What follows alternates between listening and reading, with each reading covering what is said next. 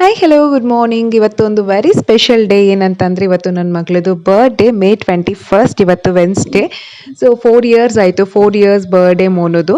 ಹಾಗಾಗಿ ಬೆಳಗ್ಗೆ ಎದ್ದು ಹೆಡ್ ಬಾತ್ ಎಲ್ಲ ಮಾಡಿ ಮೋನುಗೆ ಇದೊಂದು ಹೊಸ ಡ್ರೆಸ್ಸು, ಇದು ಯಾವಾಗ ತಗೊಂಡಿದ್ದೆ ಅಂತ ಗೊತ್ತಿಲ್ಲ, ಮರ್ತ್ಬಿಟ್ಟಿದ್ದೀನಿ. ಹಂಗೆ ಇಟ್ಟಿದ್ದೆ, ಏನು ವೇರ್ ಮಾಡಿರಲಿಲ್ಲ ಅವಳಿಗೆ.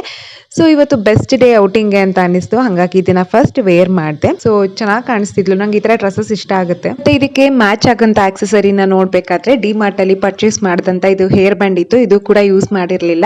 ಸೊ ಇವಾಗ ರೀಸೆಂಟ್ ಆಗಿ ತಗೊಂಡಿದ್ದು, ಡಿ-ಮಾರ್ಟ್ ವ್ಲಾಗ್ ಅಲ್ಲಿ ನೋಡಿರ್ತೀರಾ ನೀವು. ಮತ್ತೆ ಇವತ್ತು ಮೋನುಗೆ ವೇರ್ ಮಾಡಂತ ಡ್ರೆಸ್ಸಸ್ ಆಗಲಿ ಆಕ್ಸೆಸರೀಸ್ ಆಗಲಿ ಆಲ್ಮೋಸ್ಟ್ ಎಲ್ಲ ಹೊಸಾದೇನೆ.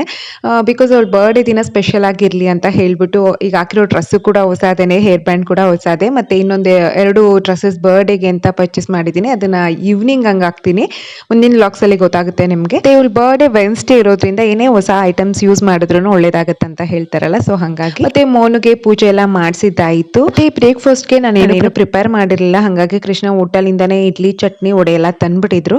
ಬ್ರೇಕ್ಫಾಸ್ಟ್ ಮುಗಿಸ್ಕೊಂಡು, ಇದು ಕೂಡ ಝೂಡಿಯೋದೇನೆ, ಹೊಸ ಡ್ರೆಸ್ ಯೂಸ್ ಮಾಡಲಿಲ್ಲ, ಮೋನು ಬರ್ಡೇಗೆ ಅಂತಾನೆ ಪರ್ಚೇಸ್ ಮಾಡಿದೆ. ಸೊ ಇದನ್ನ ಇನ್ ಕೇಸ್ ಅಲ್ಲಿ ಹೋಗಿ ಚೇಂಜ್ ಮಾಡ್ಕೋಬೋದಾ ಇಟ್ಕೊಳ್ಳೋಣ ಅಂತ ನೋಡ್ತಾ ಇದ್ದೆ, ಬಟ್ ಬ್ಲ್ಯಾಕ್ ಡ್ರೆಸ್ ಬರ್ಡೇ ದಿನ ಹಾಕೋದು ಬೇಡ ಅಂತ ಹೇಳ್ಬಿಟ್ಟು ಸುಮ್ಮನಾಗ್ಬಿಟ್ಟೆ. ಮತ್ತೆ ನಾನು ವೇರ್ ಮಾಡಿರುವಂಥ ಡ್ರೆಸ್ಸು ಕೂಡ ಫಸ್ಟ್ ಟೈಮ್ ವೇರ್ ಮಾಡಿದ್ದೀನಿ. ಬಿಫೋರ್ ನಾನು ಪ್ಲಾನ್ ಮಾಡಿರಲಿಲ್ಲ ಇದೇ ಔಟ್ಫಿಟ್ ಹಾಕೋಬೇಕು ಅಂತ.